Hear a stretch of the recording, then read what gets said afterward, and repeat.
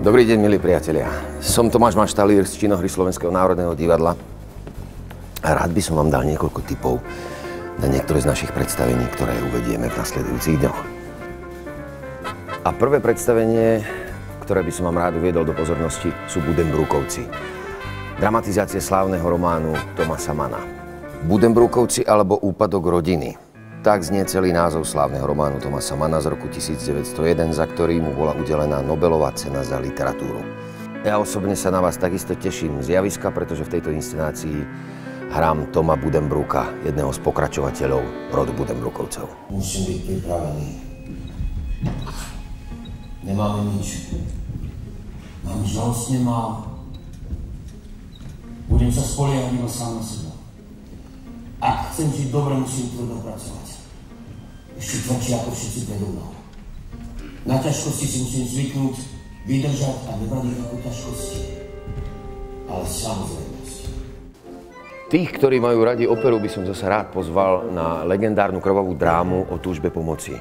Macbeth. Macbeth je strhujúcou opernou drámou o nekontrolovateľnej túžbe pomoci a sláve, ktorá je nakoniec utopená v krvi. Je to jedna z najslávnejších Verdiho opier, inšpirovaná nesmrteľným Williamom Shakespearom a jeho divadelnou hrou.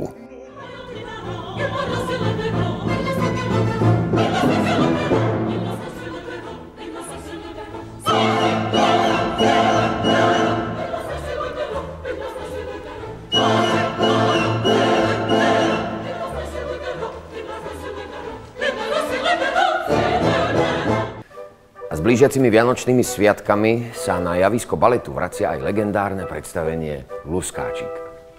Luskáčik patrí medzi najhranejšie diela klasického baletného repertoáru. Zastáva popredné miesto v repertoári všetkých svetových baletných scén.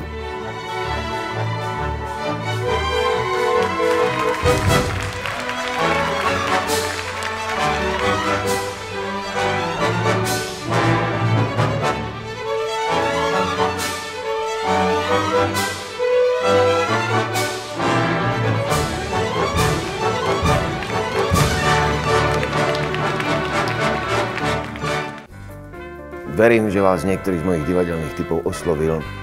Niektorí z nich si vyberiete a spoločne sa uvidíme tu u nás v Slovenskom národnom divadle.